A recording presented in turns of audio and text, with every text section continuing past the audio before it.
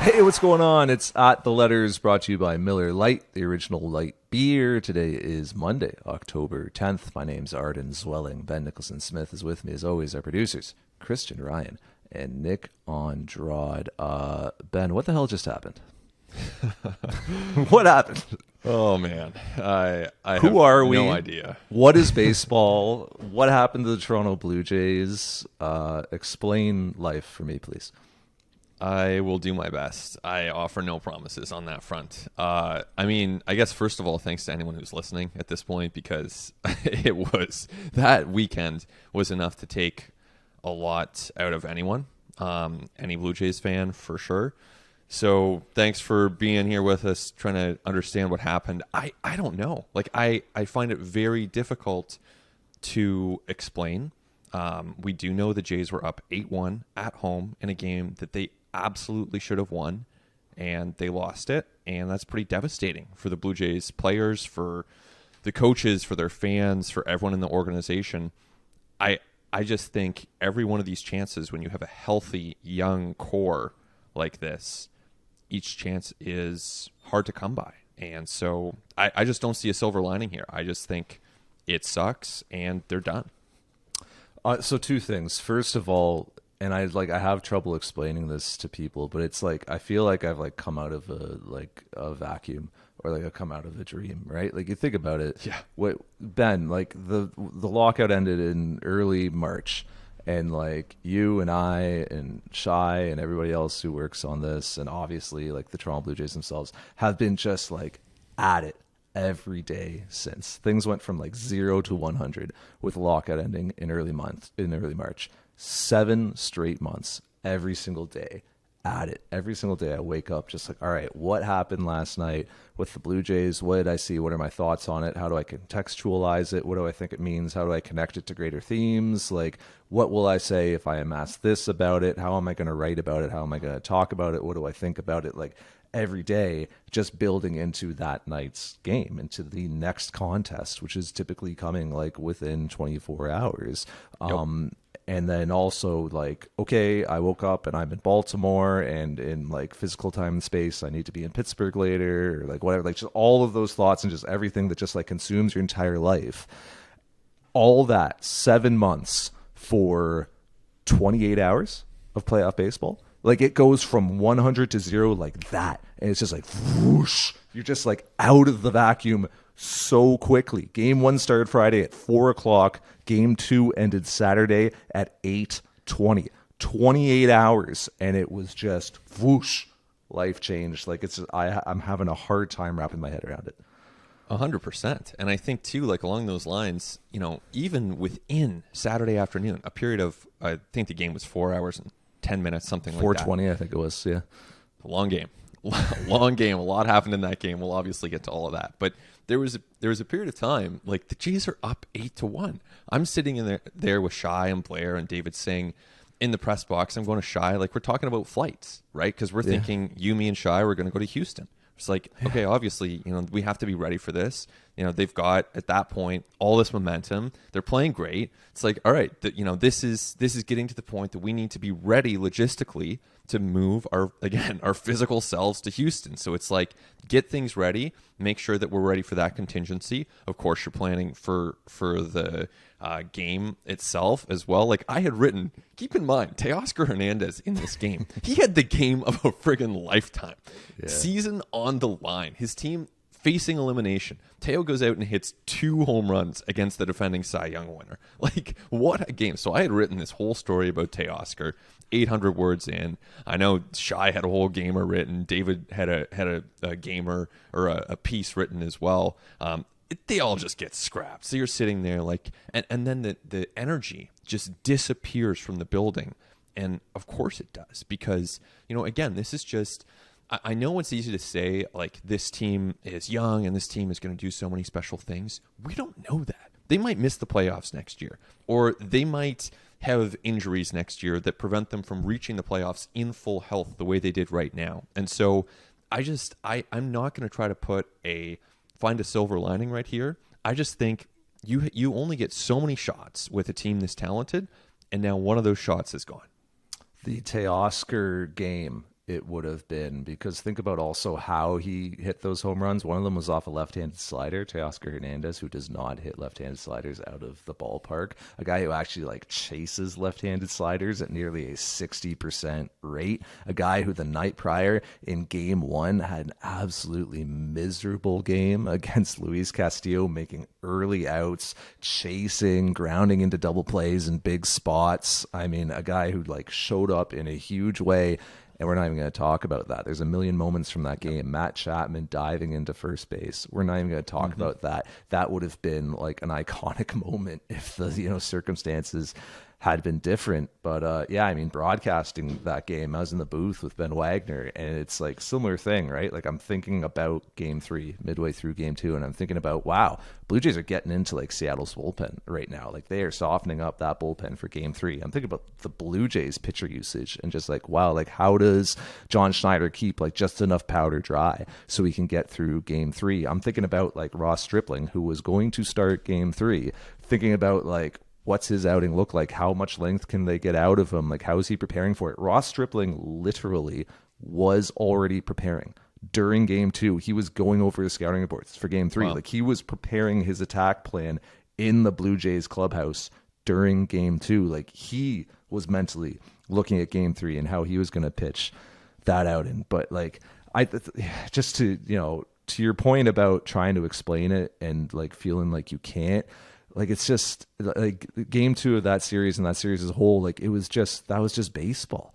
Like that's just a sport that like is not always fair. Like it doesn't have to make rational sense.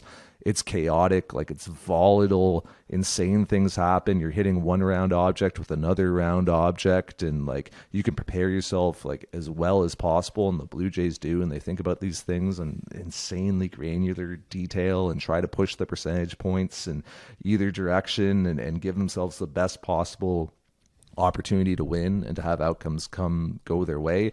But it's still a game, and it's not always going to, like, as much as we like want things to make sense and want there to be one culprit, one thing to blame, one reason that something happened, it never really orders up that perfectly. Like it's never that logical and rational. It's just a crazy sport and crazy things happen. 100%. And so, I think with that in mind, be cautious of any narratives that come out surrounding this game, right? Like it's, there's so many little things that contribute. And I think anyone who was in that building that day, which, the crowd, by the way, was really into it, did a great job to get on Robbie Ray, seemingly, respectfully enough. It's not like they're throwing things at him, but they're chanting, they're getting under his skin. He was ineffective. So the crowd did a great job. So anyway, from the crowd to the players, to the coaches, team staff, anyone that you're talking to afterwards, and I know you and I both had a lot of conversations after that game, Arden, everyone was confused. No one had a simple explanation. So if the people in the building who were on the field for it, in the dugout for it, if they don't have a simple explanation, I'm just not sure that one exists, and I'm not sure that we're going to do ourselves that many favors by seeking one out. So again, probably makes sense to be cautious if someone says, Jays lost because X, Jays lost because Y. I mean, again, that's not to say that the loss is in any way less painful, or that the Blue Jays haven't lost something significant by flaming out in 2 games, or that they didn't blow it, because of course they blew it. But I'm just not sure there's one simple explanation for that loss. I don't know that they blew it as much as like the Seattle Mariners took it, as much as like baseball just baseballed. I felt like the Blue Jays clubhouse after game 2 like wasn't as down as maybe I might have thought it would be. And I think that's just because of like how emotionally draining and how insane that game was, and how everybody, to your point, just kind of threw up their hands. Just like, okay, like that happened, like you almost couldn't be that sad and dispirited afterwards. Like and look, like Kevin Gosman called it heartbreaking. Jordan Romano described the feeling as despair. Like these are, strong words, absolutely. But like, I felt like the team honestly was more down after missing the playoffs by a game in 2021 than they were after this Mariners series. Do you agree with me?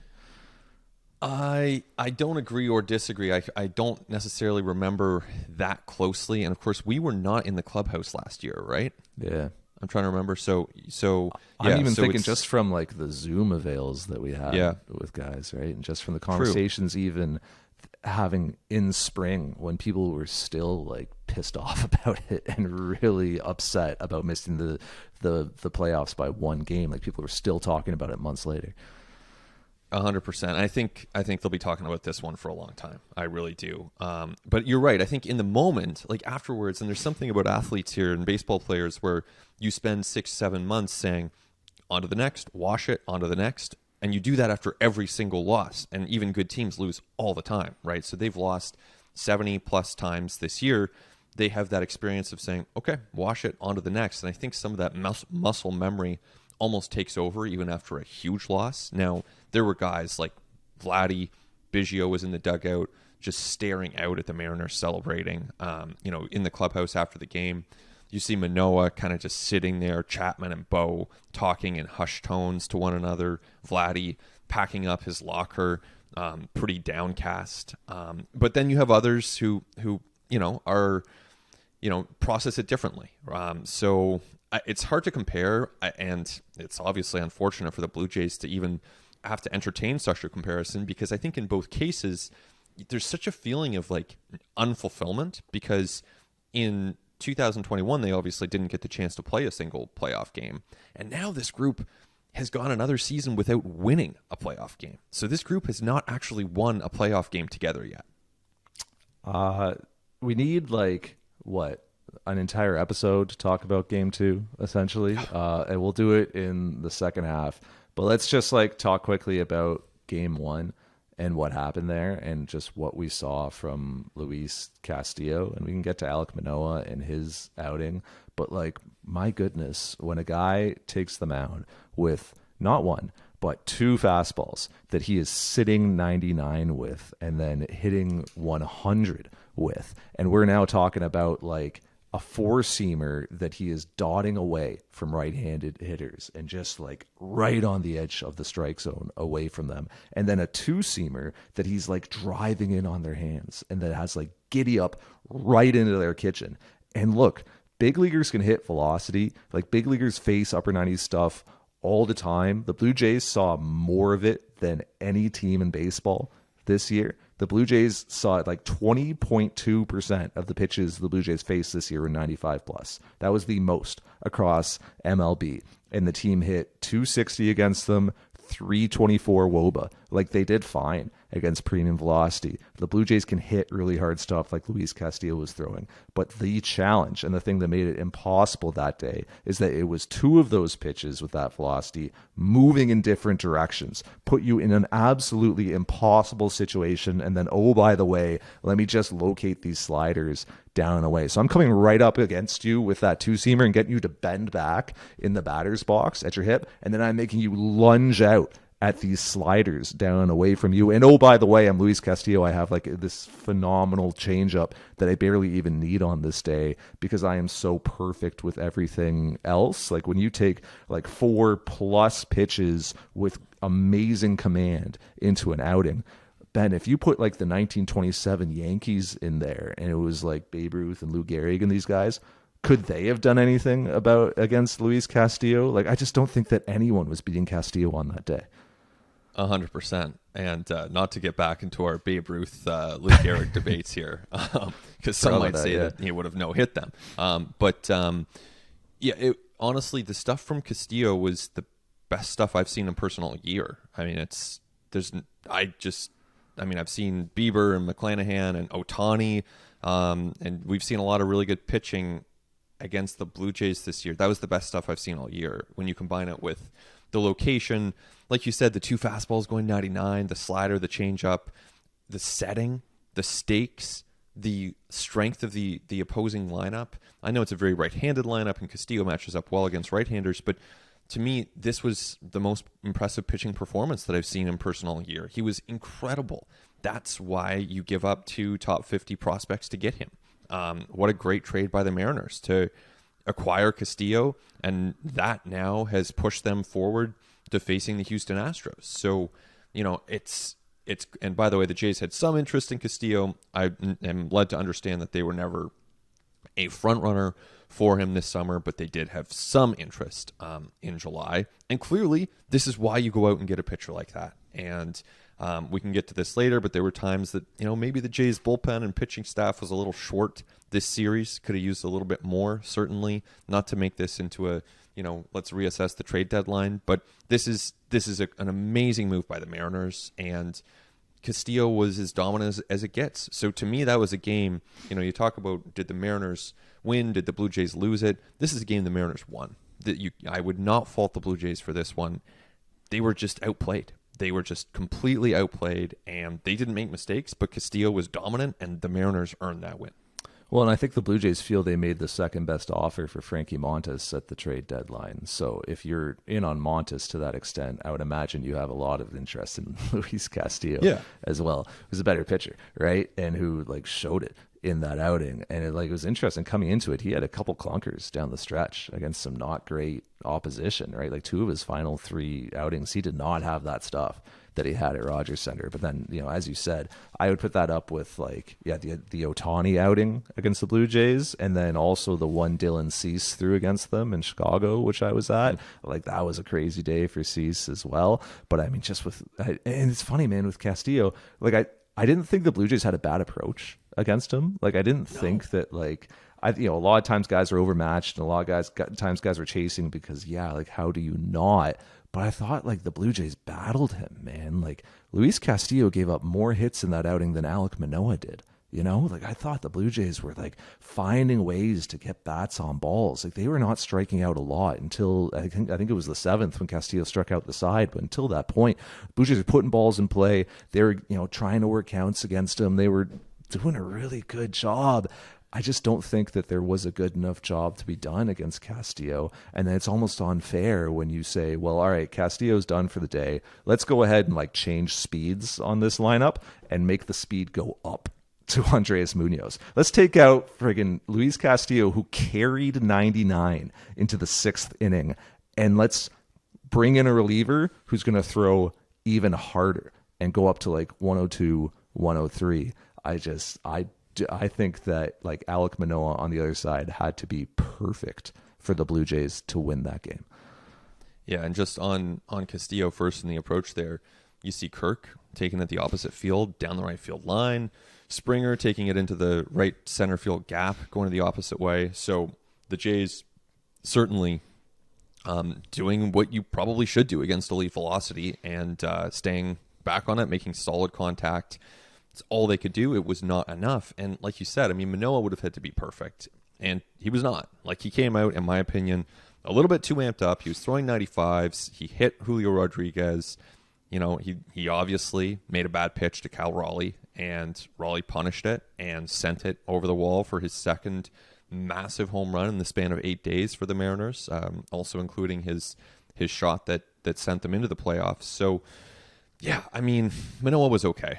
He was okay. He wasn't great. He wasn't pinpoint. He wasn't bad. He was okay. Manoah, you could tell in the first inning he was spraying his fastball, right? He was kind of missing with four-seamers, arm side, up and out, right? And so, somebody who is, smarter than me can tell you what it was mechanically that made that happen. If he was flying open or kind of if his legs were in front of his arm, things just weren't quite connected, but he was just spraying the fastball. That's why he hit Julio Rodriguez, right? That's just why he had that inconsistency. And then you saw him kind of trying to work through it in the first inning and trying to make that adjustment. Alek Manoah showed us this year, he is exceptional at making in-game adjustments, whether that's for, adjusting to what he's doing and his mechanics, his command, his location, or adjusting to the swings he's seeing from hitters and the way that hitters are attacking his stuff, and then sort of manipulating his game plan to sort of expose whatever their weakness is or to not give in to what they're trying to do to him. I think Alek Manoah is really good at making those adjustments. And I think he did ultimately make that adjustment after the first inning. It just came too late because as he tried to adjust in the first inning, I think, and this is my opinion, I think he started trying to sort of finesse the fastball and force himself back into the zone and really get that fastball on the plate. And that's when he left pitches up. And that's when he left pitches over the heart. And that's what the pitch to Cal Raleigh was, right? Like as a right-handed pitcher, you can't leave a pitch in that spot to Cal Raleigh because Cal Raleigh has made his season on capitalizing on those mistakes from right-handed pitchers. All of his home runs have come against righties. They've all come against mistakes like that. He's a folk hero in Seattle right now, right? For what he did in this series. Yep. But I think like he worked his approach in that spot and he got to his pitch and he didn't miss it.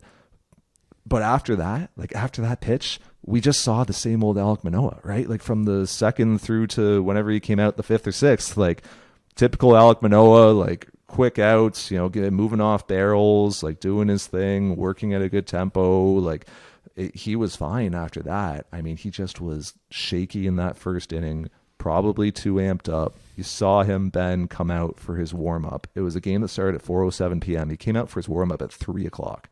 Started warming up more than an hour before first pitch. I think that the guy took the start really, really, really seriously and really put a lot of weight on himself to pitch for his team and for a city and for a country and to carry over what he had established in what should be a season that gets Cy Young recognition, consideration for the Cy Young. He's not going to win it, but he should be considered for it. I think he probably just carried a bit too much weight and a bit too much pressure into that outing and maybe just put a little bit too much on himself. It's a tough thing to it's tough to criticize a guy for that, right? You want that. You want players to care, but I do wonder if Alek Manoah carried just a bit too much weight into that first inning. Well, and you could tell afterwards, how much it was weighing on him. Certainly he was pretty downcast in the press conference afterwards, even in the clubhouse afterwards, kind of just sitting by himself in his locker in the same scene after game 2. I mean, this one hit hard. Obviously, he wanted to have the chance to get out there and perform better. But, let me ask you this. What do you think? Because his line about pressure, pressure is something you put in your tires. That was a line that obviously resonated with Jays fans, excited Jays fans beforehand. Scott Servais took note, and in his pregame meeting, he said, I hope there's no pressure in those tires, kind of riffing off of that Manoah line. Kind of brings to mind the Vlad line too, about the, last year was the trailer, this year's the movie. So, do you think that next year, do you think we hear stuff like that from the Jays again? Or do you think they're maybe a little quieter? Do you think that's part of who they are and they're just going to keep, going with that bravado? Do you think they dial it back? Where do you think that leads? I hope we hear things like that again from the Blue Jays. I want players to be forthcoming and I want them to speak their minds and feel comfortable to say whatever they want. I think it's ridiculous the way that people have taken that last year's the trailer, this year's the movie line and made it this weird signifier for disappointment in the Blue Jays season. I'm just so sick of people dumping on that quote. And just it's just one of the worst things that the sports fan and media community does is just bringing up something that a player said. When a player says something interesting once, just once, bringing it up when things don't go that player's way on the field, or when a team doesn't finish as the literal only one team in baseball that won't finish the season disappointed, when they don't achieve that incredibly rare goal and bring it back. Oh, why would you say this in March if you were going to exit the playoffs in 2 games in October? It's so ridiculous. What do you want them to say in spring training? Do you want them to come in and say last year, we bitterly disappointed all of you and ourselves by missing the playoffs by a game. And I'm thinking that this season will probably end 7 months from now in crushing disappointment once again. Get ready for the season, guys. You know how bad we disappointed you last year? We're going to disappoint you even worse this year. See you in 7 months. Peace. Just leave it, man. It's a quote. It's friggin' 10 words that a guy said. It means nothing. It means nothing. It's not a promise. He didn't come out and say, we are going to win the World Series. And if we don't, he didn't say anything like that. It doesn't entitle you to anything that this guy said this. It doesn't mean anything. It's a quote. It makes the game more fun and interesting and enjoyable. Why are you working against that? It drives me nuts. And it's the same thing with the pressure in the tires thing. There were some really good points there. I think also Worth remembering, it's not just the Jays. Like, Edwin Diaz has his amazing closer entrance, right? We've discussed that on ATL, the Timmy trumpet, that whole thing. And the Mets are out now. So I saw this morning, some memes where, they do the Diaz entrance, but then they overlap, they dub over like really sad trumpet music. And, it's sort of funny, but it's also kind of cruel. And I think you're right. We want to allow for athletes to make bold statements, to be honest with us, for sure. And I think in an ideal world, we would encourage them to say what they think, even if it's a bit audacious, even if it's a bit bold. But we don't live in that world. So, which is why I asked you the question. Do you think, knowing that this is how sometimes these things get spun, and these guys are online, they might not be on Twitter as much as you and me, but, they're online. So I guess I just wonder if they do dial it back. Not that they should, not that I would want them to, but do they maybe react and say, you know what?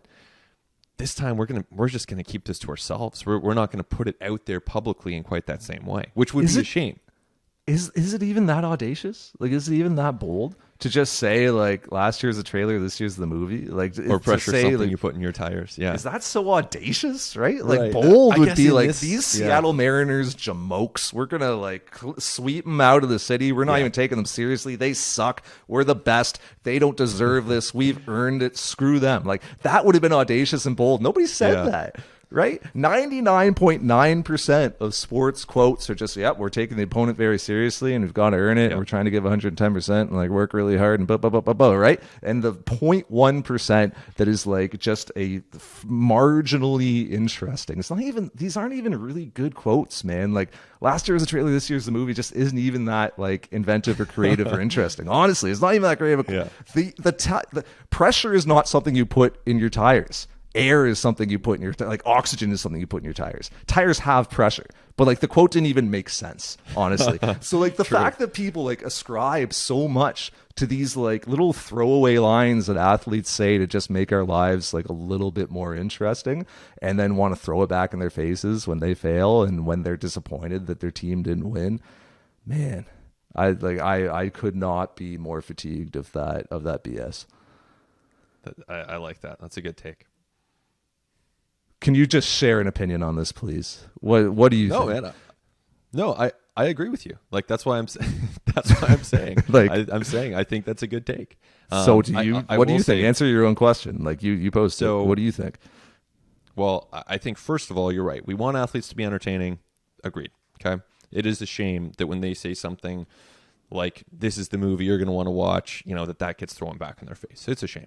And then to answer my own question, I think these guys dial it back next year. I don't think we hear stuff like that from them, because I think that it's one more hassle for them to have to deal with potentially. It's one more downside. And I think we see them go about their business not in a less fun way, but I think that publicly they're not going to put that stuff out there quite in the same way. That's my prediction. More boring, monochromatic, like monotonous, going through the motions, cliches. That's what you think? Well, until they win. Because, again, this group has not yet won a game, right? They have not yet won a playoff game. So I think at this point, they dial back the bravado until they win a playoff game. Not saying they should. It's a long season. Again, it goes back to our celebration conversation from last week. You win a playoff berth, a division, you deserve to celebrate. You deserve to celebrate. But for them to kind of to get to, to use the team's hashtag here, to get to that next level, it's not just getting into the playoffs. You can't keep taking one little incremental step at a time. At a certain point, you have to take leaps, right? Because otherwise, next year, okay, great, they get to the division series, then the LCS. Then all of a sudden, Vlad and Bo are free agents and you've got to the World Series, and but you haven't won anything still. So I think that I think that if I had to predict, I just think they dial it back a little bit more. It's just so... And that's not a good thing. I'm not saying that's a good thing. It's not. It's so tedious, man. It's so tiresome. It's entertainment. It's an entertainment product. At the end of the day, that's what it is. That's why we're watching, to be entertained. And holy smokes, like if you were not entertained by game 2 of this series, like I don't know, man, like go try something else. Like go watch something else. I don't think baseball's for you. It was one of the best baseball games I've ever seen in my life. As a pure entertainment product, like I don't know how I did not walk away from that unsatisfied. Like as a Blue Jays fan, you can be like disappointed that your team didn't win, but like as in terms of like just competition and like athletics and just like, well, you know, did you not get your money's worth with that game?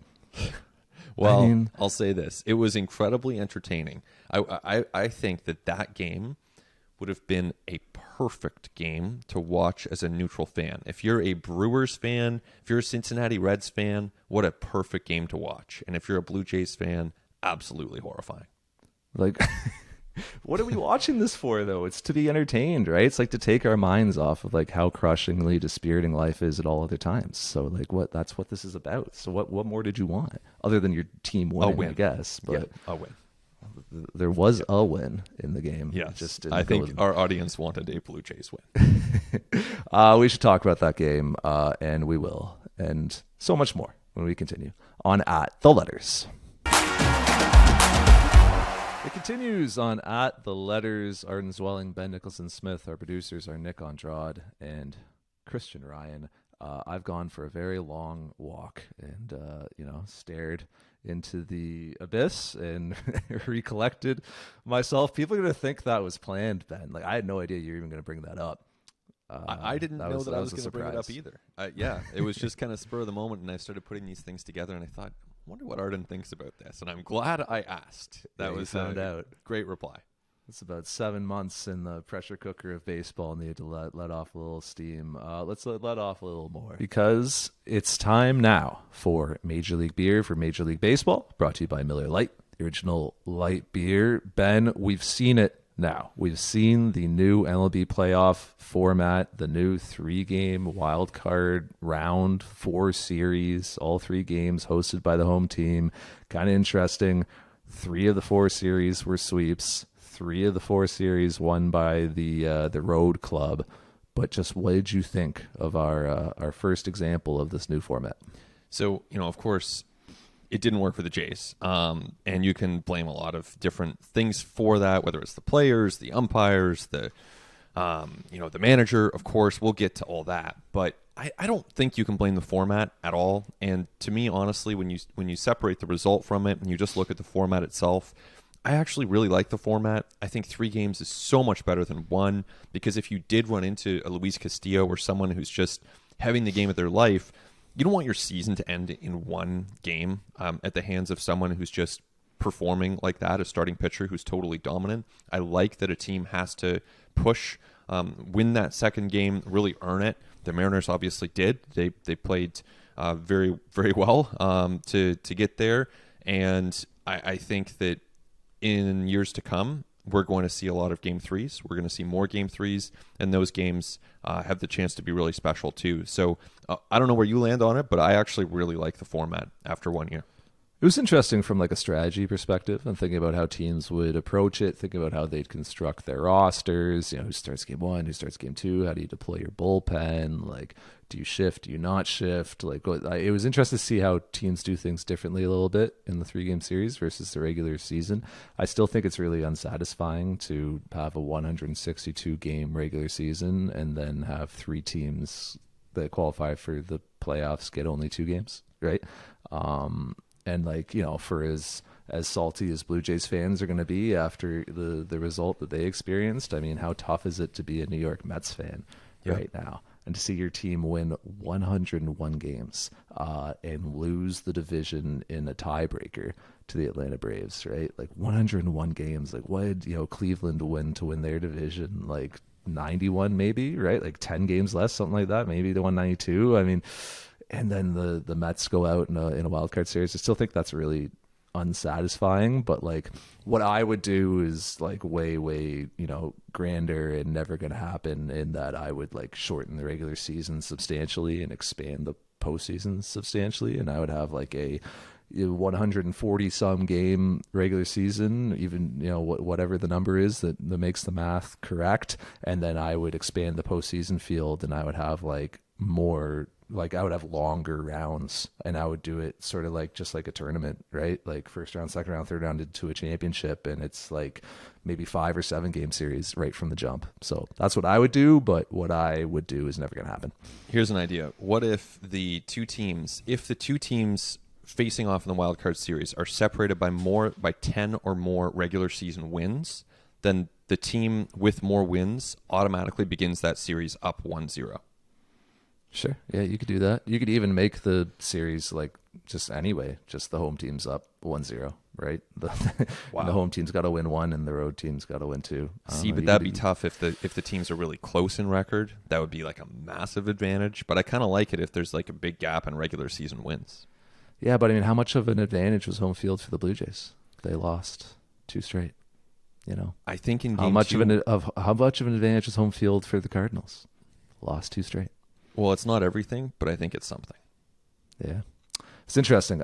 We should talk about game 2 of the Blue Jays wildcard series because there is a lot to get to. But I do just first of all, since we're talking about home field and since we're talking about like the advantage of home field, did you sense as I did that the game 2 crowd was like way more engaged than the game 1 crowd and actually had an impact on the game at several junctures?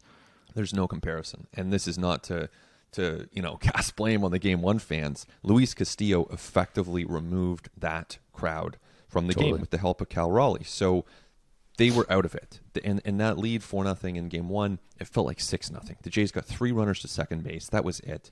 It was a one-sided game. So contrast that. Game 2. The crowd is in it right away. The Blue Jays take an early lead thanks to Teoscar Hernandez. They keep adding on. The crowd gets progressively more into it. They're on Robbie Ray. They are making an impact. And I thought it was best case scenario. The crowd was loud. They were getting on the Mariners. They were supporting the Blue Jays. This is, a tiny, tiny silver lining in everything. Now those Blue Jays players have experienced what it is like to play in front of that home crowd and feel that support. They know that support is there. Tiny silver lining doesn't in any way make up for the disastrous outcome that followed. Yeah, no, totally. That crowd was unbelievable. It's one of the most insane atmospheres like I've witnessed at Rogers Center. I've been at Game 5 of the LDS. Like I've been very fortunate to be doing this job as of you and to have been at every Blue Jays postseason game since 2015. Well, and I mean, almost every. Yeah. Oh, right. Yeah, we weren't in Tampa. I forgot about that. Yeah, we weren't at the Trop. Do those in even 2020. count? Yeah, Bo Bichette will tell you those weren't postseason games. I agree with Bo. Yeah. Anyway, every postseason game at the Rogers Center, I'll say. And I mean, that's just up there. It's one of the most electric, amazing atmospheres I've ever seen. Like, huge credit to the fans. They were an impact on that game. There are so many junctures in that game that'll be forgotten and glossed over. Like we talked about, like Teoscar's game, like the way that he dialed in his approach and wasn't swinging at sliders and then actually hit one out. Chapman's slide into first base, a non-call for Alejandro Kirk late in the game. Could have been a walk, right? Missed call behind home plate. The way the Blue Jays battled George Kirby late in that game, man, like it was like they really made him earn that save. They really made him earn everything that he got in that outing. Like that, the plate approaches in that final inning were unbelievable. Danny Jansen had like this unbelievable series. I mean, there's so many things that we won't even touch on, but we can start with like the first like big juncture that everyone is gonna remember in a really big way, and that's top of the 6th inning, right? Kevin Gausman, pitch count getting up, the inning begins. Ty France single, Suarez single, Cal Raleigh single, right?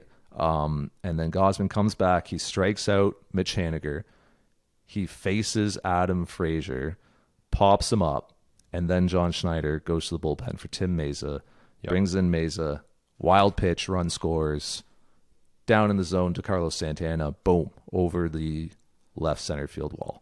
So like a couple things that could have gone differently there.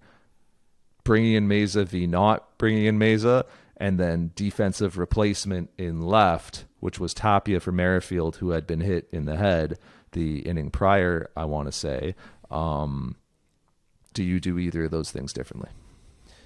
Well, I mean, obviously with hindsight, yes. At the time, and I think, man, Santana too, we should mention, he had taken Gausman to deep right center field, literally the top of the wall, on a at bat earlier in the game. So Santana, who's hit the Jays hard all season, clearly was seeing Gausman well. I don't have a problem taking Kevin Gausman out of the game at that point. I really don't, personally. Now, Tim Meza did not deliver, and that's unfortunate because he had finished the season really strong, and he had been really effective for the Blue Jays this season, and he did not deliver. Wild pitch and allowed the home run, and he did not deliver. Now, as for the defensive replacement, this was not, even though Merrifield was hit on the head, I get the sense this was just a baseball swap. This was to bring in Tapia. And I think at that point in the game, they're thinking, okay, combination, offense and defense.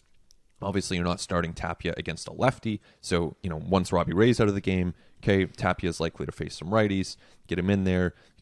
You're kind of splitting it down the middle at that point. You're saying, okay, we're going to get a little bit of defense and we're going to get a little bit of offense. I think in hindsight, probably makes sense to go to Jackie Bradley Jr. in that spot. Didn't happen, and I wasn't sitting there thinking that at the time, so I'm certainly not trying to say, like, this was the obvious move, but I think in hindsight, with having the benefit of slowing everything down, knowing how much the Blue Jays were up already, probably makes sense to go to your outfielder at that point, your defensive stalwart at that point in the game. Yeah, I think the thought was this position in the batting order is coming back up again, and we'd rather have Raimel Tapia's bat there rather than Jackie Bradley Jr.'s. That's understandable. I would understand it more in a tighter ball game than it was at that point. I mean, at that point, it's 9-1, right? Am I remembering that correctly? It's 8-1, right? It's 8-1 at that point. So I'm probably going Jackie Bradley Jr. in that spot myself if I really thinking about it. It's like yes, there is an impact offensively. Like, yes, Tapia's a better hitter at this point in his career, I think, and shown you more this year. But defensively, I'd rather have Jackie Bradley Jr. there in center, which is what's interesting about it, right? Because it wouldn't be Jackie Bradley Jr. playing left for Whit Merrifield. It would have been Jackie Bradley Jr. in center, and likely George Springer shifting to right and Teoscar Hernandez shifting to left. So the real question, or maybe JBJ in right, keep Springer in center. But I think you're probably right that they would have put JBJ in center. I think George Springer playing banged up anyway, right? Like, I really do think it would have been JBJ in center, Springer in right, Teoscar moving to left. So then the real question is, the Cal Raleigh flare off Kevin Gausman that dropped in front of a diving Raimel Tapia, who, by the way, left like an insane divot on that field. I saw it after the game. He made a serious impact with that turf. Good luck, Tom Farrell and the Blue Jays grounds crew in trying to clean that up. But would Teoscar Hernandez have gotten to that 55% catch probability ball? I don't know. I don't think you can bank it. I don't think you can bank on it. Maybe. Right. He's a fast runner. It's all about the read. It's all about the read you get. You can't lock that in. You can't guarantee that. So I'll put that one aside and say, all right, so the bases are loaded, right? And Kevin Gausman strikes out Mitch Haniger. Tim Meza was warming, and I thought Meza for Frazier was the move. I thought, not only am I okay with the Blue Jays lifting Kevin Gausman where they did, I thought they should have lifted him a batter earlier. Adam Frazier has owned Kevin Gausman over his career. Coming into the game, Frazier was 13 for 32 against Kevin Gausman. And yes, small sample and batter versus pitcher stuff, it's not worth that much, but I mean that it's worth something, man. And Frazier singled off him his last time up, right? His last time up, Frazier had singled off of him too, right? So, and those two guys, by the way, have been playing against each other since college. Go back to SEC days, and those guys were playing against each other. He knows Kevin Gausman really well. So I thought Tim Mesa for the lefty Frazier there, and see if you can get your ground ball double play. Like if you don't, you have Mesa in to face Santana after that, which like isn't an ideal matchup, but you feel okay with it. Turned out the Blue Jays thinking was leave Gausman in to get Frazier, which he did, and then bring Mesa in for Santana. I promise you that's a matchup they wanted. And the Blue Jays have access to Baseball Reference. They know what the splits are. They know that Carlos Santana has hit better against lefties over the course of his career, and that the splits are rather dramatic in that direction in 2022. I don't know the exact thought process behind it, and I doubt the Blue Jays are going to share their information with us. I would imagine it's something to do with the way that Tim Mesa's sinker behaves on the way to the plate and its action versus Carlos Santana's like swing plane and his path to the ball with his bat. I'm sure that the Blue Jays felt that there was something in that matchup that they could exploit. I think Tim Mesa was trying really hard to locate at the bottom of the zone. And I think that because his first pitch was a wild pitch, his first pitch was like in the dirt. So I think he was really trying to hone in on that bottom part of the zone. And I know that also because you look at the pitch that Santana hit out, pretty good pitch by Tim Mesa.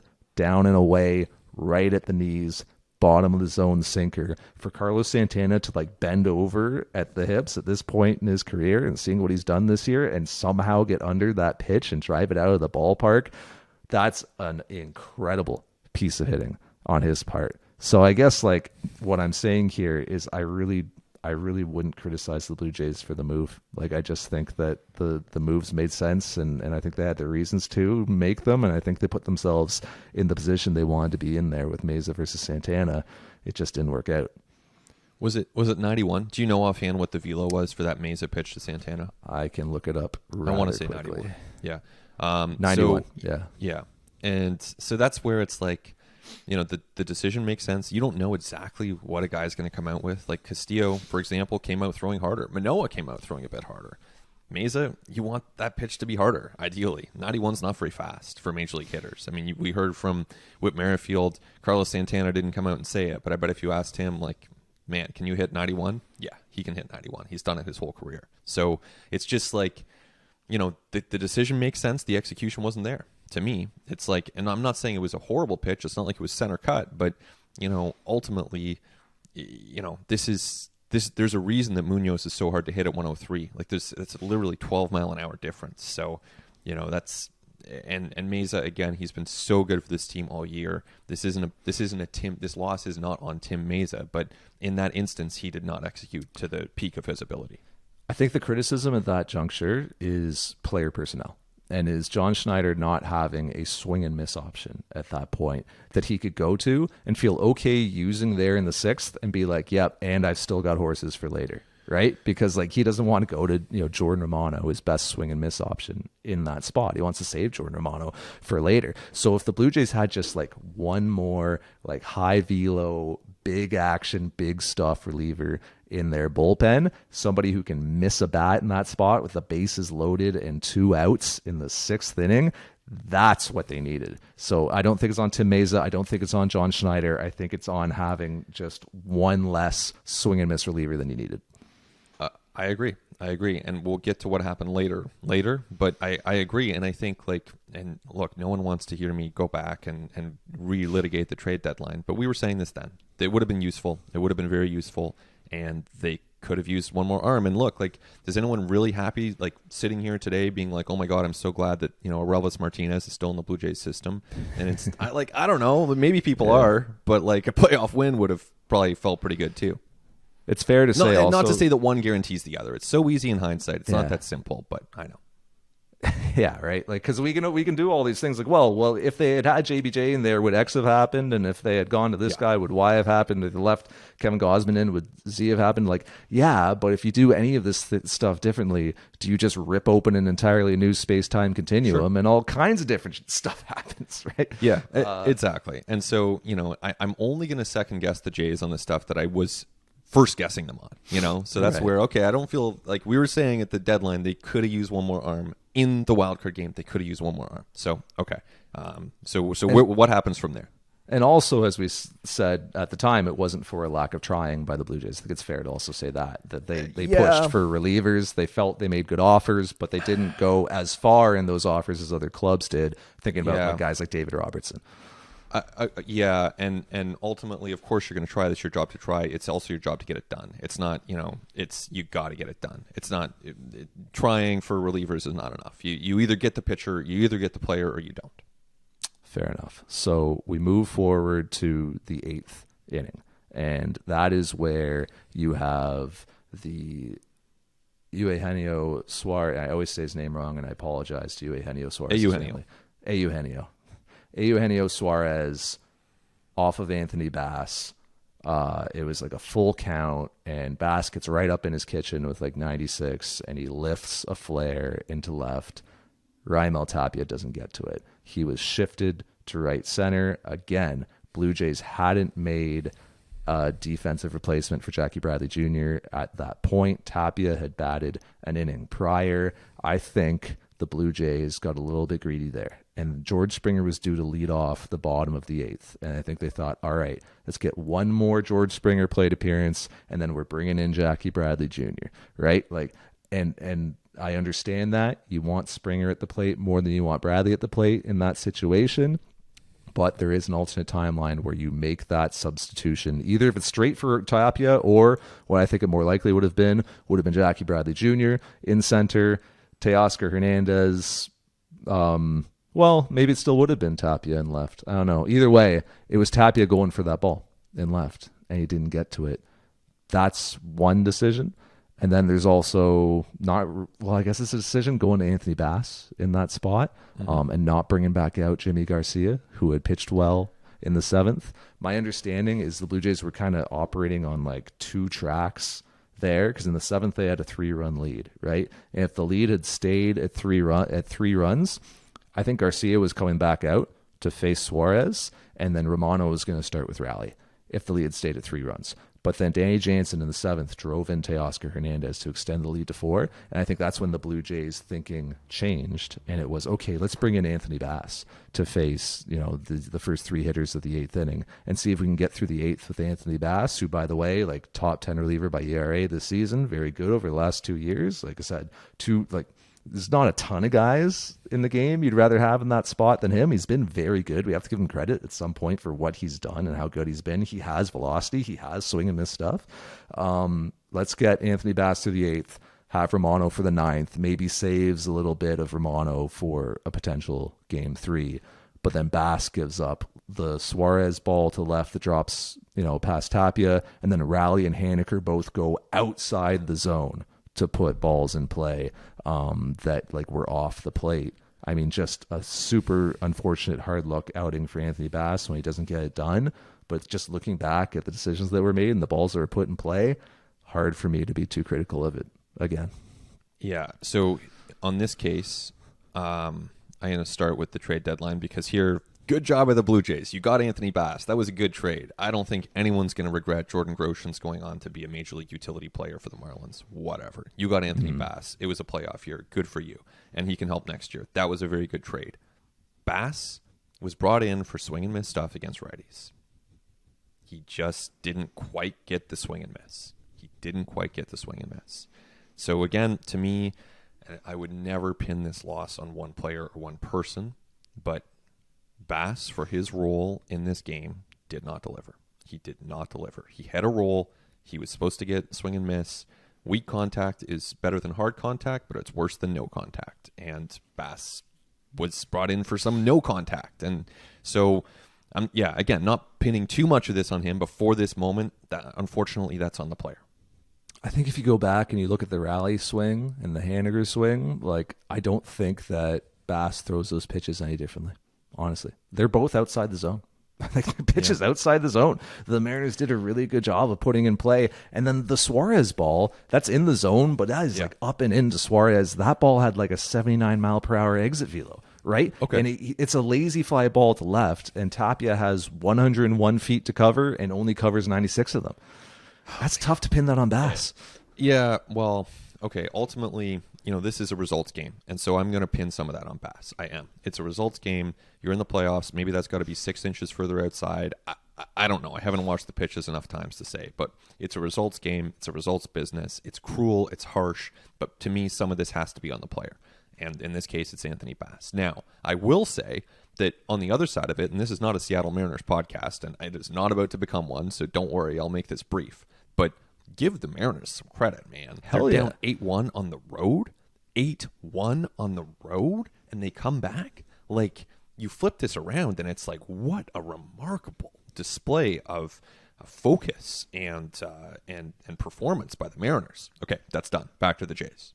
Buddy, extend it to the Frazier ball off of Romano. So when Romano finally comes in after Bass comes out, again, another pitch above the zone.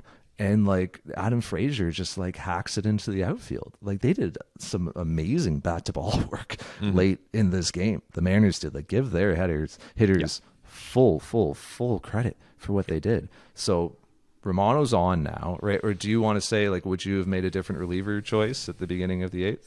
Other than bringing out Bass, would you have brought I'm good with Garcia Jordan back? Romano right there. No, top of the 8th, starting the inning. Would you have brought I'm fine back with Garcia? Bass there. Yeah, totally I'm fine. fine with Bass there. Yeah. Totally fine with John Schneider choosing Anthony Bass there. Yeah. And then he gives up the 3 singles and he's quick. And he's like, all right, done. Going to Jordan Romano. Going to my closer for 6 outs, right? Adam Frazier, I mean, goes to left on a ball above the zone. Like, I don't, like, well above the zone at 96. I don't know what the hell you want Jordan Romano to do there. Then Romano comes back, strikes out Carlos Santana, strikes out Dylan Moore, right? Barrage of sliders, and the slider is working. The break on it, the velo on it, the action on it, the location. It's his best pitch, and he was throwing it well, and he had it. He had it on the day. And then first pitch to J.P. Crawford, slider. And did it catch too much plate?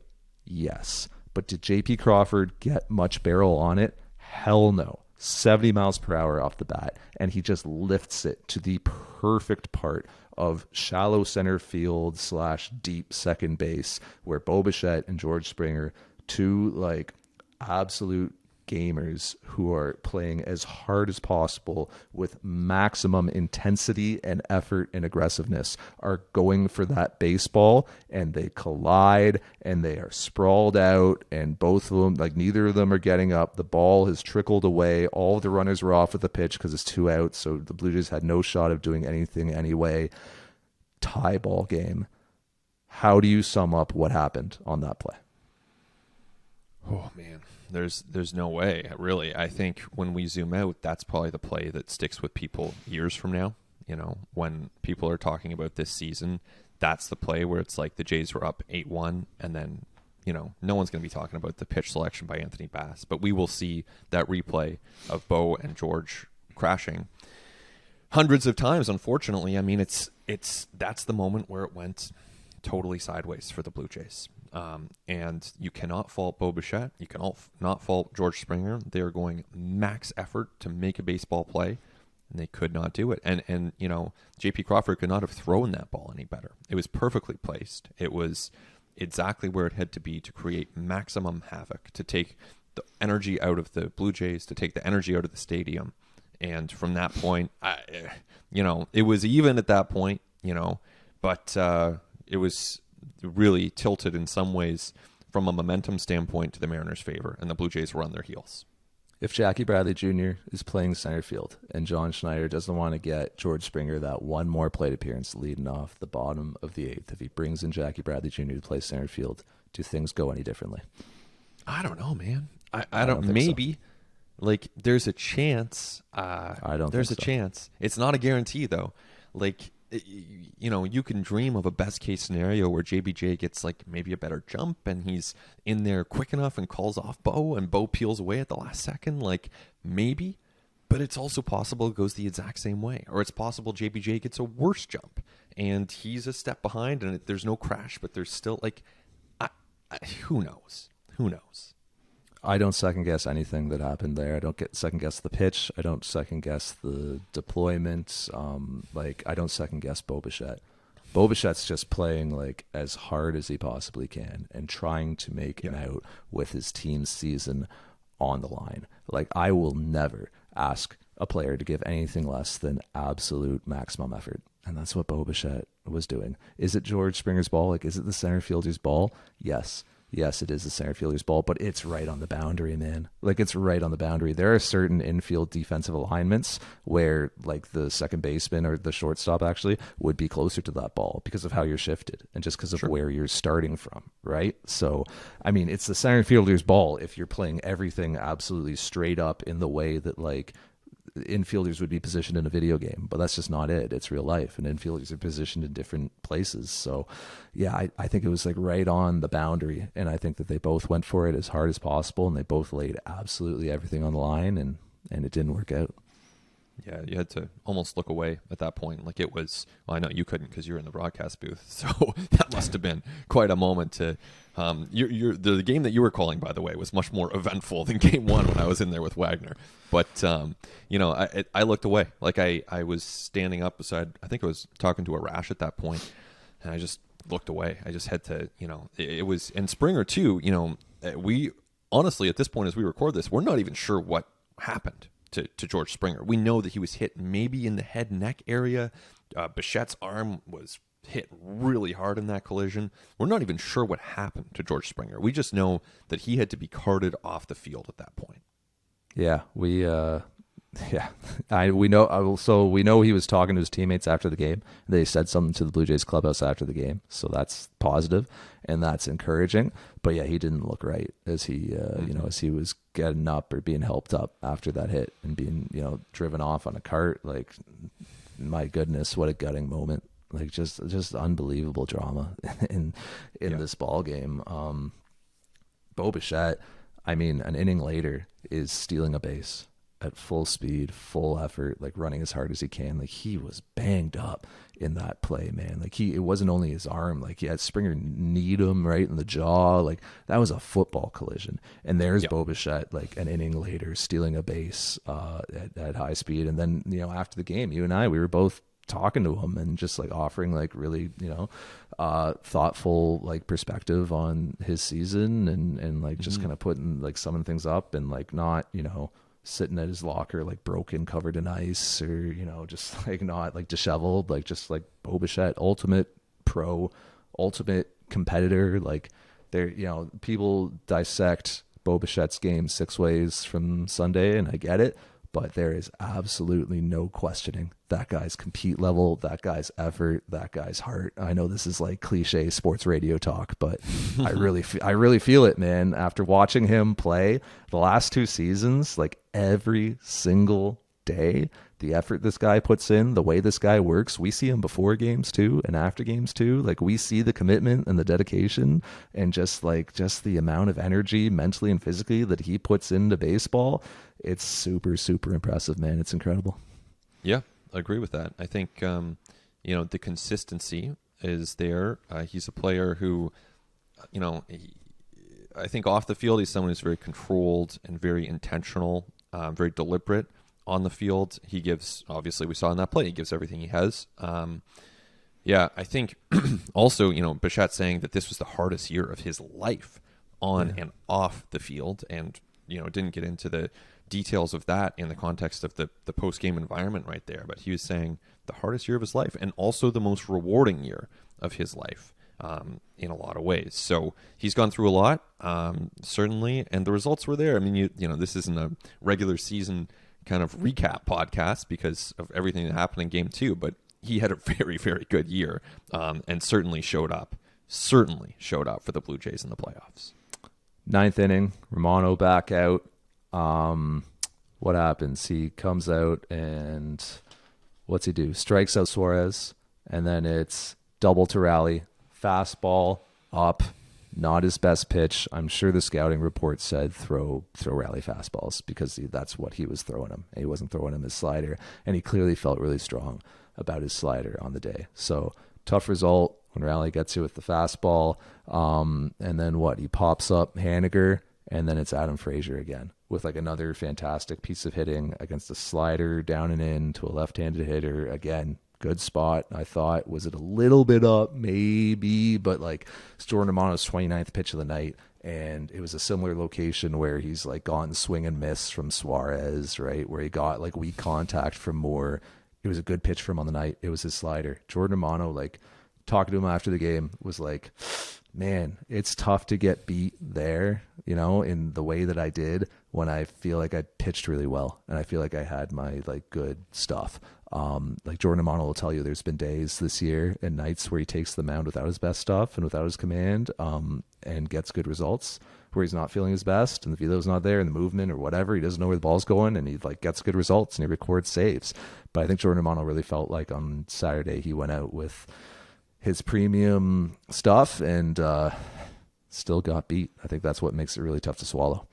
Yeah, for sure. I mean, this, you know, you look at the results, and did he pitch 2 full innings in the end? I don't know if you have the box score. No, I he should got have this lifted. in front of me. He got lifted. No, right. yeah, he got lifted for Simber.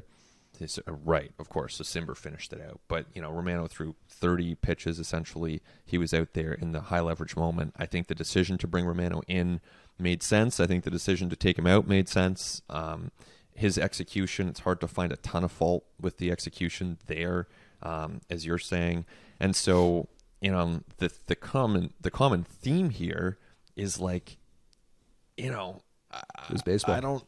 It's baseball. It's like I'm not sure baseball. that there's, and Bo Bichette said that in talking to us afterwards as well. But it's like, you know, I forget who asked the question, but his answer started with just like baseball. Like this is just this. It happens, and it's. I think that's the best summary, and maybe that's unsatisfying. I don't know. Maybe there's some people listening and saying, "Come on, guys! Like we spent an hour listening to you just dissect this series, and there's no one to blame." But that's actually kind of how I feel. Like I'm not going to sit here and say like John Schneider cannot come back as the manager of this team. Like he blew it. No, that's not how I view it. I think he can come back. In fact, I think he should come back. I'm not going to pin this on any one player.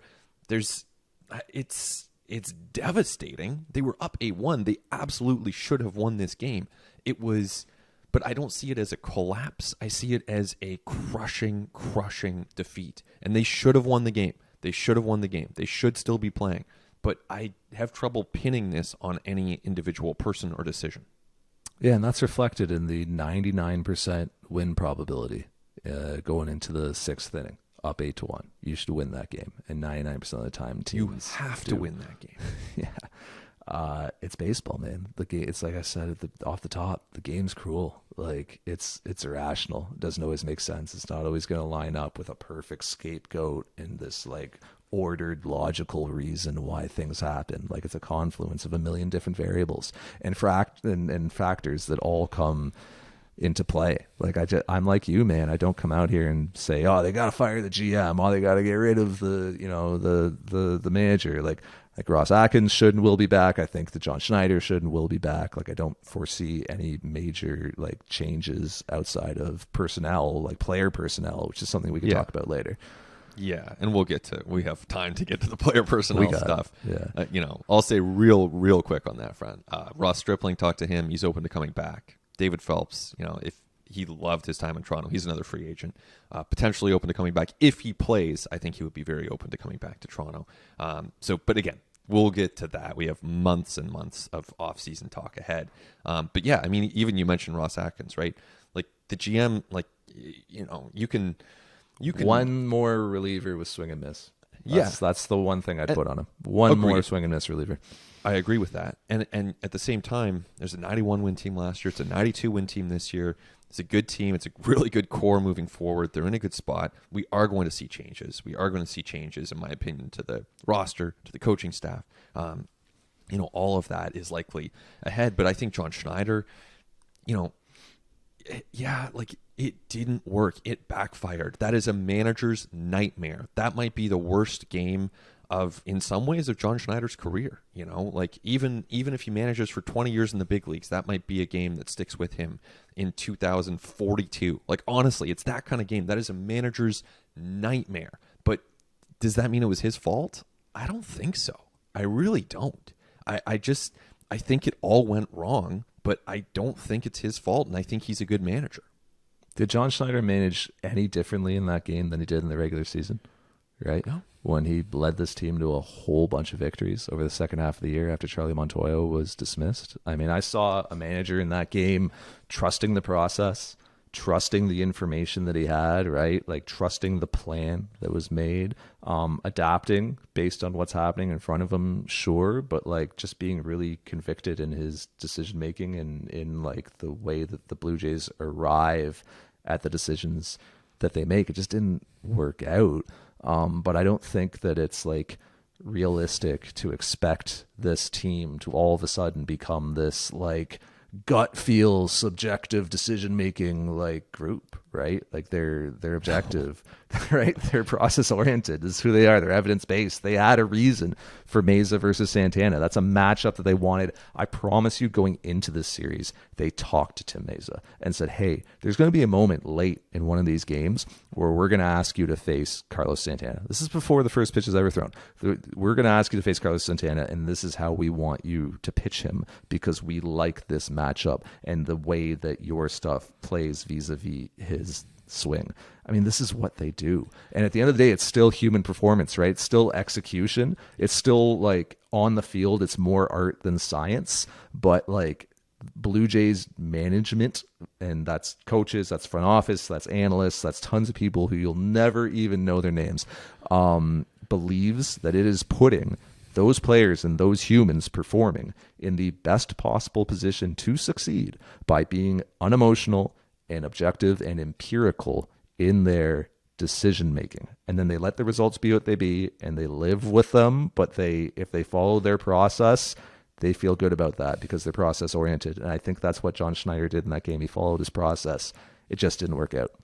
And I think, just as before we were saying, be careful with narratives here, which, by the way, if I hear a single narrative, a single narrative that wraps everything up and describes it in a satisfying way, I will be sure to pass it on At the Letters. I will be sure to do that. I just, I don't have one right now. And I think along those lines, be careful anytime that you see someone frame this loss as numbers versus gut feel.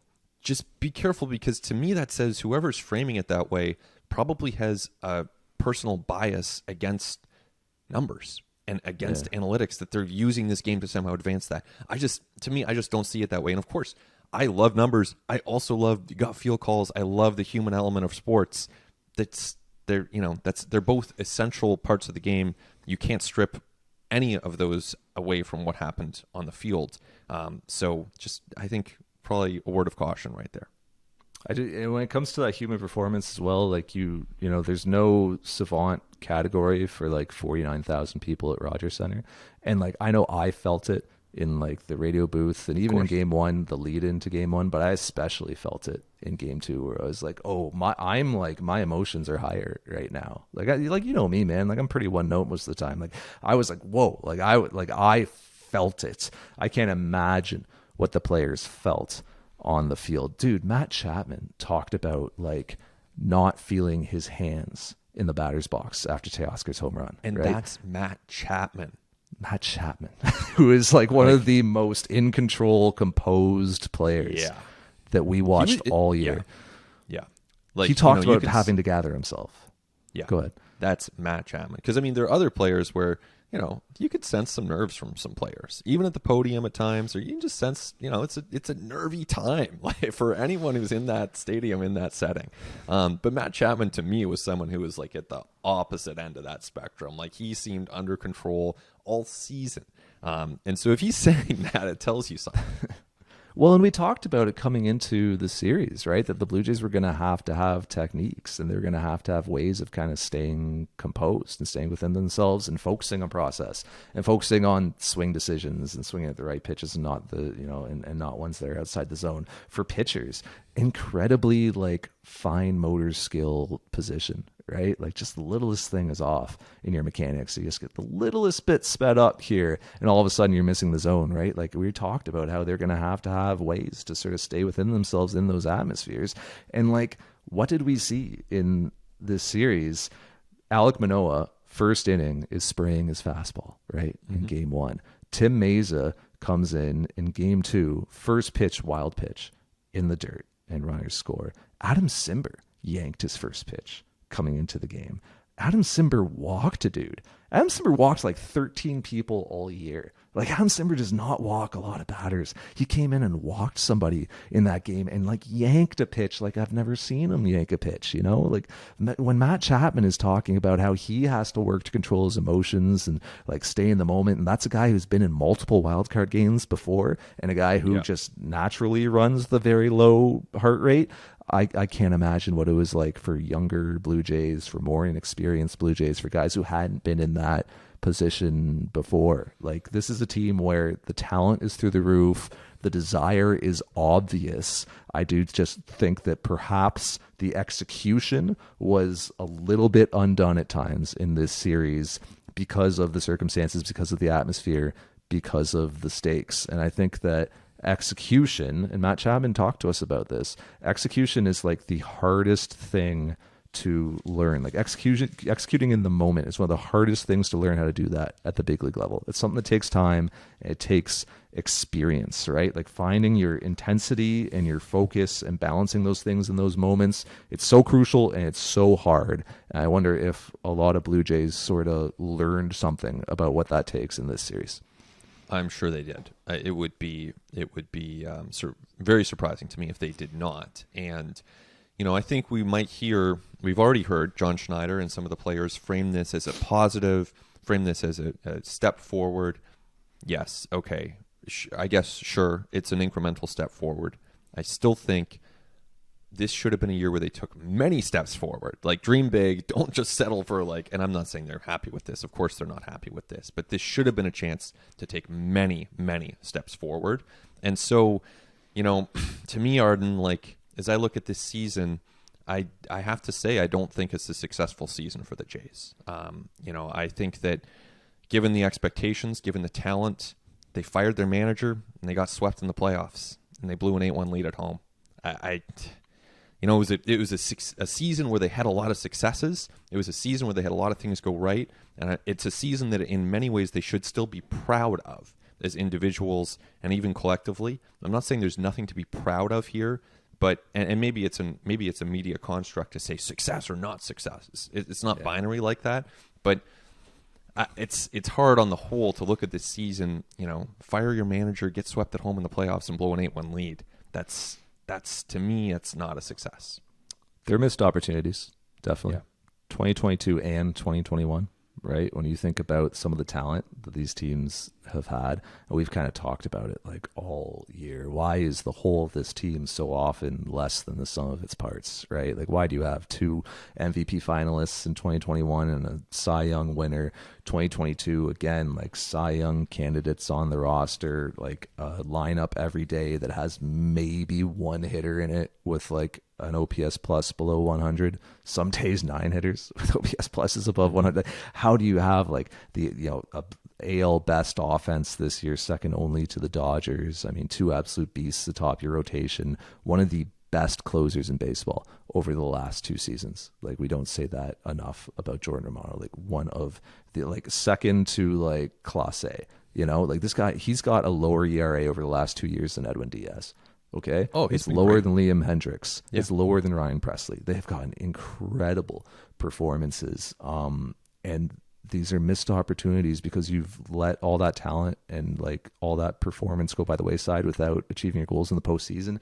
And because it's going to get harder going forward to keep this core together and to construct rosters because, and again, we're going to talk about this in a future episode, but Vladimir Guerrero Jr. is about to take a second trip through arbitration. Bo Bichette's about to, you know, hit arbitration. Like, the low cost surplus value years of this young core are very quickly disappearing. You've still got it on Manoah and you've still got it on Kirk, but Vlad and Bo are now closer to free agency than they are to the beginning of their Blue Jays careers. Like, the clock is ticking.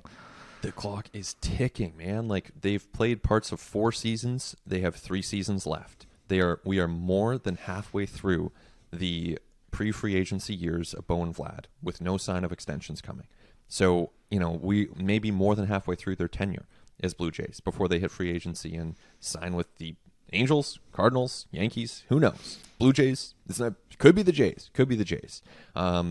it's wild to think of that. And also, some of the big money guys are now, Ryu, he's less productive than he was when you first signed him. Springer, who knows? Hopefully he recovers first and foremost to begin with. But who knows? Gosman, he had a great year. Is he going to have great years 4 years from now? Jays obviously hope so. He's showing no signs of slowing up and had a great game. Should be mentioned. Had a great game in game 2. But Barrios. Each one of these chances, Barrios, exactly. 6 more years right there. So a lot of questions for this team. They had a great chance this year to do way more than they did, and unfortunately for them, it's passed them by.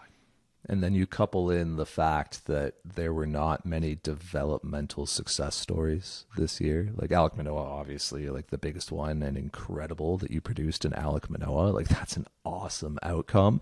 But the fact that Nate Pearson had another year like he did, the fact that Thomas Hatch, Anthony Kay, Bowden Francis, Merriweather. like we can go on, Julian Merriweather, like the lack of depth starters that were able to come up and impact this team. The fact that down the stretch, your bullpen was your 5th starter.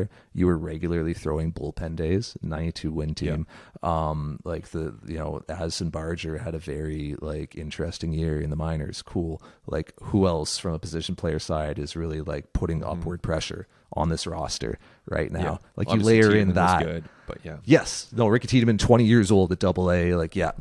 Great story. But you're like advancing him aggressively and pushing him aggressively because like you have to. You're looking at a rotation next year right now, which is Manoah, Gosman, Barrios, Kikuchi. Those are your 4 starters for next year. Mitch White, probably your 5. 2 of them massive question marks, right? Yep. And I mean, we saw Mitch White's performance down the stretch. I'm high on Mitch White. I think that there's a lot of untapped potential there and a lot of things he can do differently, but the performance at the big league level down the stretch was obviously unimpressive. So like you layer that stuff in as well. And I agree with you. Like 2 missed opportunities in 21 and 22 to do something greater. Yep. No doubt about that. Well, it's a dour note, dour way. It should be, man. If there's ever a time to end a podcast on a dour note, it should be this time. Like they had an 8-1 lead at home when they blew it. Like there's no way we're going to end this and have people feel that. I hope people feel a bit better. I don't know how therapeutic or what this was to listen to for more than an hour. So thanks to everyone who stuck with us for that long. But like, there's no way you were coming out of this podcast feeling like, well, I'm actually happy about the Jays now.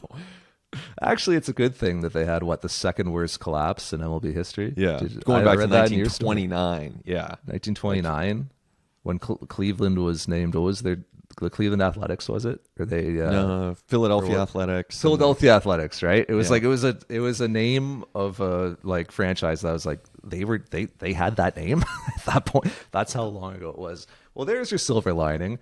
It could always be worse. It could have been 1929, right? It could always be worse. It wasn't that bad. So there you have it. Thanks for listening all year, everybody. Really do actually. This is very, very much appreciate everybody who listens to that letters, who writes us, lets us know on Twitter, lets us know in person. It's always very heartening to hear that people enjoy the podcast. We enjoy doing it, and we're looking forward to continuing to do it because while Ben and I might get about 45 minutes maybe to catch our breaths here, the off season's right around the corner, and we got over-unders to recap. We got an off season to set up. We're going to talk to Ross Atkins, his year-end media availability on Tuesday. Today's Monday, October 10th. He's going to talk tomorrow. We're going to learn more, and then we're going to just spin forward into the abyss. So thanks to Christian Ryan. Thanks to Nick Andrade. Those guys do great work and were with us all year, and we thank them for their heavy lifting. He's Ben Nicholson-Smith. My name's Arden Zwelling. Thank you for listening. Talk to you next time on At The Letters.